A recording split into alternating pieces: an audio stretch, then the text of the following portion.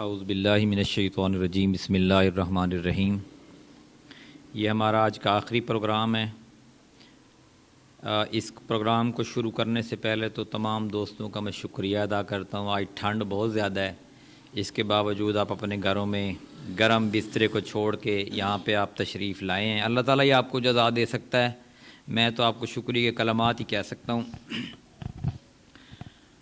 آج اس پروگرام جو ہے اس میں نے جہاد کے موضوع پہ تھوڑا سا پڑھنا شروع کیا کہ ہمارے ہاں یہ جو اکثر بولا جاتا ہے نا کہ اسلام امن کا درس دیتا ہے، یہ فکرہ میرے نزدیک، میرے پاس جتنا علم ہے، یہ کافروں اور منافقوں کا گھڑا ہوا ہے۔ اسلام مساوات کا درس دیتا ہے، اسلام ظلم کے خاتمے کا درس دیتا ہے، اور اس ظلم کے خاتمے کے لیے جو اسلام کا ایک اہم رکن ہے وہ جہاد ہے۔ جب سے مسلمانوں نے جہاد کو چھوڑا ہے تب سے وہ ہر جگہ مار کھا رہے ہیں اور ذلیل و خوار ہو رہے ہیں۔ جہاد کا صحیح مفہوم کیا ہے، اس پہ ہم آج کے اس لیکچر میں تقریباً یہ انشاءاللہ آدھے گھنٹے کا اور اگلے جمعے کے لیکچر میں ہم ڈسکس کریں گے کہ جہاد اصل میں اللہ تعالیٰ نے جہاد پہ اتنا زور قرآن پاک میں کیوں دیا ہے، کہ جہاد کے بغیر اسلام نامکمل کیوں ہے، اور جہاد کے بغیر کامیابی مسلمانوں کو کیوں نہیں مل سکتی۔ آج اس کا ایک پہلا حصہ ہے، وہ ہے کہ اسلام کا جو مقصود حقیقی ہے وہ جہاد ہے، اور جو باقی ہم کام کرتے ہیں میں آپ کو اس عام زبان میں سمجھاؤں گا کہ نماز پڑھتے ہیں، روزہ رکھتے ہیں، حج کرتے ہیں، اللہ کے راستے میں مال خرچ کرتے ہیں، یہ ساری چیزیں ہمیں اسی کام کے لیے تیار کرتی ہیں، جہاد کے لیے تیار کرتی ہیں۔ اور یہ میں اپنے آپ سے نہیں کہہ رہا، آپ کے سامنے میں قرآن پاک کی آیات رکھوں گا، کیونکہ قرآن ہی وہ واحد راستہ ہے کہ جو کل قیامت والے دن اللہ تعالیٰ ہم سے پوچھیں گے کہ آپ نے یہ جو کام کیا ہے یہ کہاں سے سنا ہے، کہاں سے پڑھ کے کیا ہے۔ ہم نماز اس لیے پڑھتے ہیں نا کہ ہمیں اللہ کا حکم ہے کہ آپ نماز پڑھیں، ہم زکوٰۃ اس لیے دیتے ہیں کہ اللہ کا حکم ہے، ہم روزہ بھی اس لیے رکھتے ہیں، ہم حج بھی اس لیے کرتے ہیں، ورنہ کون اتنا خرچہ کرتا ہے، عمرہ بھی ہم اسی لیے کرتے ہیں۔ تو یہ سارے کام جس مقصد کے لیے تیار کرتے ہیں وہ جہاد ہے، اور جہاد ہی وہ مقصود حقیقی ہے اسلام کا جو معاشرے کے اوپر ظلم کا خاتمہ کرتا ہے، جو انسان کو انسان کی غلامی سے نکال کر اللہ کی غلامی میں دیتا ہے، جو انسانوں کی گردنوں کو آزاد کرتا ہے، جو انسانوں کی مال کمائی کا جو ہے ان کو صحیح معنوں میں اس کا حصہ دیتا ہے، جو لوٹ کھسوٹ کا جو مال ہے وہ لٹا کر ان کے حقداروں کو ادا کرتا ہے۔ یہ وہ واحد ذریعہ ہے جہاد۔ مختصر الفاظ میں اگر میں آپ کے سامنے عرض کروں تو یہ اتنا کافی ہوگا کہ وہ مقصد انسان پر سے انسان کی حکومت ہٹا کر یا انسان پر سے انسان کی بدماشی ہٹا کر انسان پر اللہ کی حکومت قائم کرنا، اور اس مقصد کے لیے سر دھڑ کی بازی لگانے کا نام جہاد ہے، کہ دنیا میں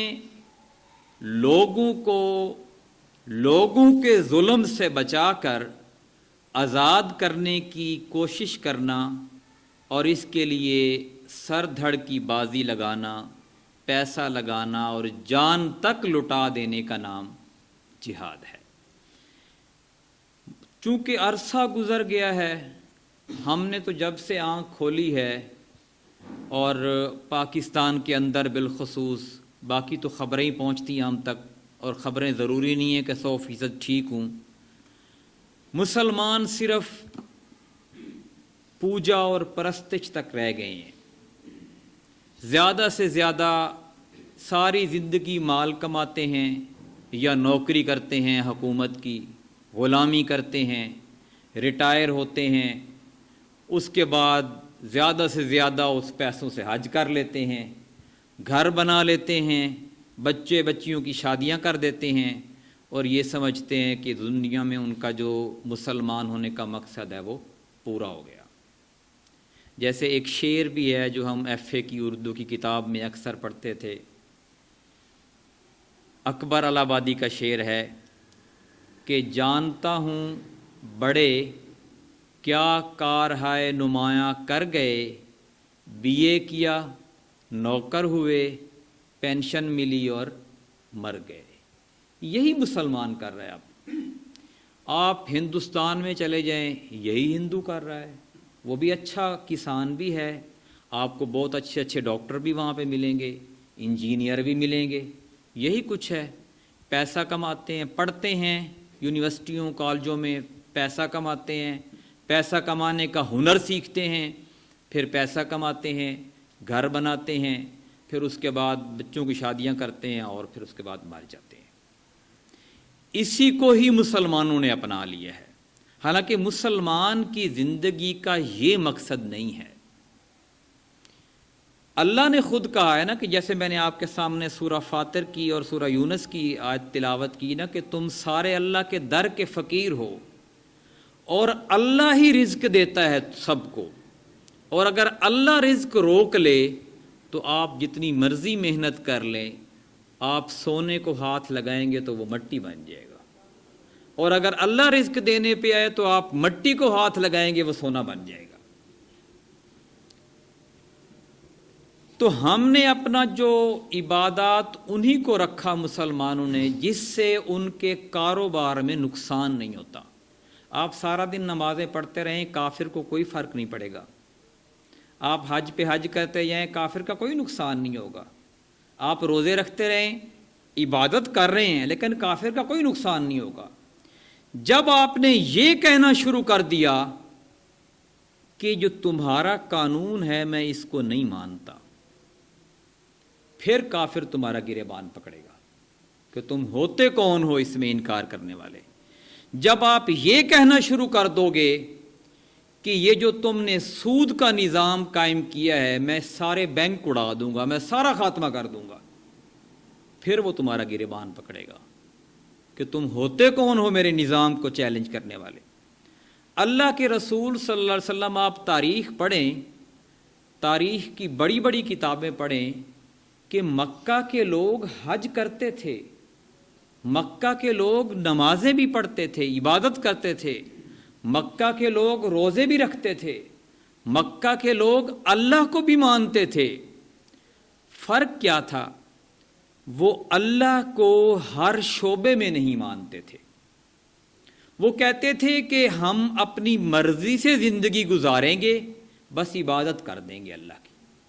وہ اللہ کے احکامات کو اپنی زندگی کی ہر شعبے میں، کاروبار میں نہیں مانتے تھے۔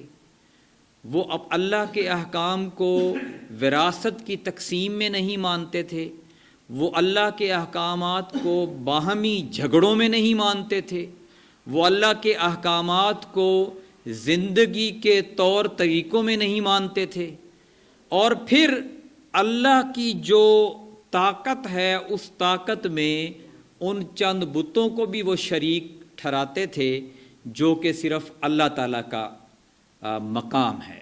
یہ فرق تھا جس کو نبی کریم صلی اللہ علیہ وسلم نے آ کے چیلنج کیا۔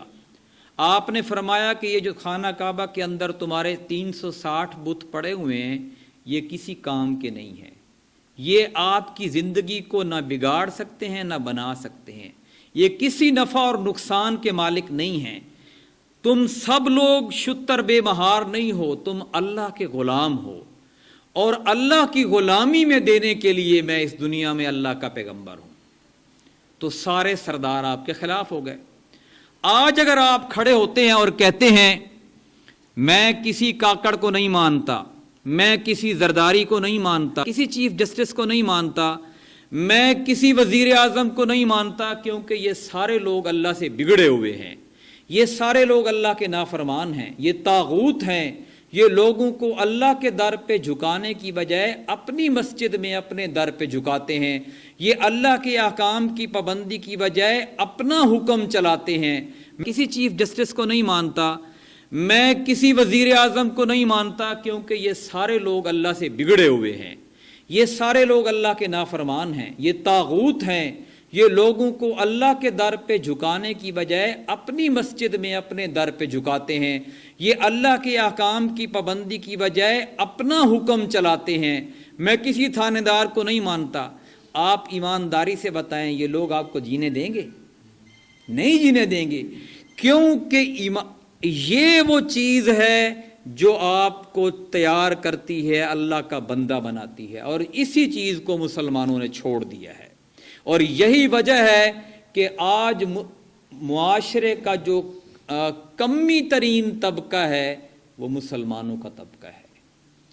مسلمان تو سردار تھے دنیا کے، بہادر تھے، کہ جن کی پاؤں کی آہٹ کی آواز عرش پر محسوس ہوتی تھی، جن کا وزن دنیا محسوس کرتی تھی۔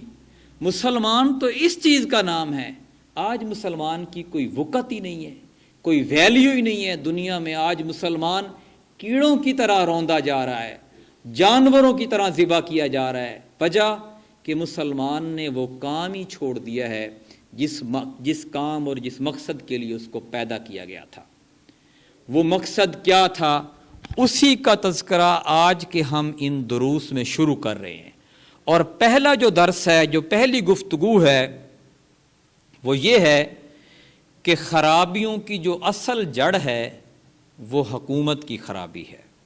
یہ پہلا میرا نقطہ ہے آج کی گفتگو کا۔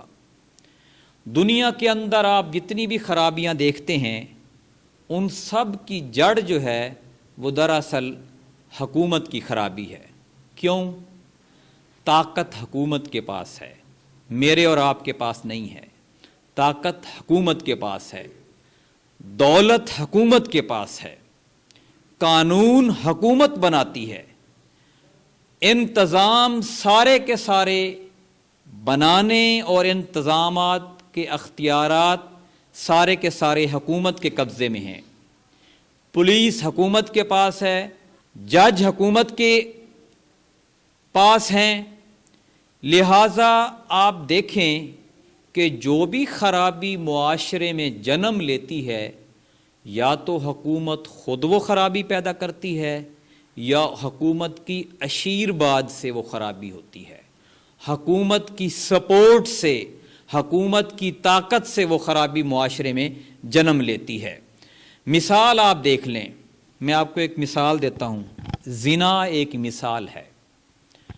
حکومت کی نظر میں زنا کوئی بیماری نہیں ہے، کوئی جرم نہیں ہے۔ اگر لڑکا اور لڑکی راضی ہیں، اپنی رضامندی سے وہ کر رہے ہیں، تو ماں باپ لڑکی والے اور لڑکے والے کچھ نہیں کر سکتے۔ ایسا ہے کہ نہیں ہے؟ وجہ کہ طاقت حکومت کے پاس ہے، آپ کچھ بھی نہیں کر سکتے۔ آپ زیادہ سے زیادہ قتل کر سکتے ہیں، اور قتل کریں گے آپ جیل چلے جائیں گے، آپ کا گھر اجڑ جائے گا، آپ کی بیوی بچے دوسروں کے آگے ہاتھ پھیلاتے پھریں گے، اور یہ بھی نہیں پتہ کہ جس عزت کی خاطر آپ نے قربانی دی ہے، پیچھے آپ کی اپنی عورتوں کی بھی عزتیں محفوظ ہیں کہ نہیں ہیں۔ اس لیے آپ دیکھیں کہ زنا عام ہے، کوٹھے بنے ہوئے ہیں۔ اب تو چھوٹے شہروں میں بھی ہے، بڑے شہروں میں تو یہ چیز عام ہے۔ ہر سٹاپ پہ آپ کو خواتین ملتی ہیں، اور وہ آپ سے ڈیل کرتی ہیں، آپ ان کے ساتھ ریٹ طے کرتے ہیں اور جہاں مرضی لے جاتے ہیں۔ اگر اس معاشرے میں نکاح آسان ہوتا، حکومت یہ ذمہ داری لیتی جو کہ حکومت کی ذمہ داری ہے کہ وہ ہر غریب کو گھر بنا کر دے، ہر غریب کے لیے روزگار مہیا کرے۔ اگر یہ حکومت ذمہ داری لیتی تو نکاح کرنا آسان ہو جاتا، اور جب نکاح کرنا آسان ہو جائے تو پھر زنا کرنا مشکل ہو جاتا ہے۔ سود خوری کے اڈے دیکھ لیں آپ، سود خوری کے اڈے عام ہیں، ہر محلے میں چند سود خور آپ سود خور ملیں گے آپ کو، سود پہ پیسے دیتے ہیں، لوگ مجبور ہیں سود پہ پیسے لینے کے لیے، آپ کے بینک آپ کو سود پہ پیسے دیتے ہیں، بینک آپ کو سود پہ گاڑیاں دیتے ہیں، قرضے دیتے ہیں، اور یہ پورے پاکستان میں اس کو پاکستان کی حکومت نے جائز قرار دے دیا ہے۔ کیوں کہ طاقت اسی کے پاس ہے، دولت اسی کے پاس ہے، اختیارات اسی کے پاس ہیں، اس لیے سود عام ہے۔ اللہ کہتا ہے کہ سود جو ہے وہ اللہ اور اس کے رسول صلی اللہ علیہ وآلہ وسلم کے خلاف اعلان جنگ ہے۔ سورہ بقرہ کا جو آخری 2 رکوعوں سے پہلا جو تیسرا رکوع آخری ہے، اس میں یہ آیت نازل ہوئی ہے کہ جو سود ہے وہ اللہ کے خلاف اعلان جنگ ہے۔ اور پھر ایک حدیث میں تو واضح آیا ہے کہ ہر وہ شخص جو سود کے ادنا سے درجے میں بھی ملوث ہے، یعنی سود کے رجسٹر لکھتا ہے، سود کے لیے سیاہی مہیا کرتا ہے، کاغذ مہیا کرتا ہے، وہ بھی اس سود میں برابر کا شریک ہے۔ اور سود کے جو ادنا ترین گناہ ہے، ادنا ترین جو گناہ کا درجہ ہے، وہ اپنی سگی ماں سے زنا کرنے سے بھی زیادہ ہے۔ لیکن ہمارے ہاں معاشرے میں سود عام ہے، لوگ بینکوں میں ہر بندہ اپنی بیٹی بیٹے کو پیش کر رہا ہوتا ہے نوکری کرنے کے لیے بینک میں۔ میں نے جب میں ڈاکٹر بنا تو میں نے گورنمنٹ کی نوکری اس لیے نہیں کی کہ یہ سود کے نظام کی نوکری ہے، اور میں اس نظام کا، سود کے نظام کا حصہ نہیں بننا چاہتا، کیونکہ یہ حرام مال کھلایا جا رہا ہے، کیونکہ سود جو ہے وہ اللہ اور اس کے رسول کے خلاف اعلان جنگ ہے، اور جو اللہ اور اس کے رسول کے خلاف جنگ کرتا ہے وہ کبھی جیت سکتا ہے؟ اس لیے آپ دیکھیں، آپ کبھی نہیں جیت سکتے، آپ کا ملک کبھی ترقی نہیں کر سکتا جب تک آپ اس ملک کے اندر سود کے نظام کا خاتمہ نہیں کریں گے، آپ کا گھر کبھی نہیں ترقی کر سکتا جب تک آپ اپنے گھر سے سود کی لعنت کو نہیں نکالیں گے، آپ کی اولاد ہی آپ کی نافرمان ہو جائے گی جب آپ اپنی اولاد کو آپ سود کھلائیں گے۔ تو سود چونکہ گورنمنٹ کی سپورٹ ہے اس لیے عام ہے۔ آپ دیکھتے ہیں معاشرے میں بے حساب خون ریزی ہو رہی ہے، قتل و غارت ہو رہی ہے، کیوں؟ قانون نہیں ہے۔ یہاں قاتل کو سزا نہیں ملتی، یہاں مدعی رل جاتا ہے، وکیلوں کی فیسیں دے دے کر رل جاتا ہے، بچی کھچی مڈی لگا دیتا ہے، لیکن اس کو سزا نہیں ملتی۔ سول کورٹ سے معاملہ شروع ہوتا ہے، پھر سیشن کورٹ، پھر سپریم، پھر ہائی کورٹ، پھر سپریم کورٹ، اور پھر گھوم پھر کے کوئی اور درخواست پھر سول کورٹ سے شروع کر دی جاتی ہے۔ 35 سال گزر جاتے ہیں، فیصلہ ہی نہیں ہوتا حق پہ کون ہے باطل کون ہے۔ ایسا نظام ہے ہمارے معاشرے کا۔ اس لیے آدم کی اولاد میں جو سب سے زیادہ شریر، بد نفس اور ظالم لوگ ہیں وہ ہمارے اوپر اس وقت مسلط ہیں، اس لیے وہ معاشرے کے اندر ظلم ہی پھیلا رہے ہیں، کیونکہ وہ خود ظالم ہیں۔ جو جیسا ہوگا ویسے ہی یار بنائے گا، جو جیسا ہوگا ویسا ہی ماحول بنائے گا۔ شرابی کی یاری شرابی کے ساتھ ہوگی، ظالم کی یاری ظالم کے ساتھ ہوگی، قاتل کی یاری قاتل کے ساتھ ہوگی۔ معاشرے میں جوا عام بک رہا ہے،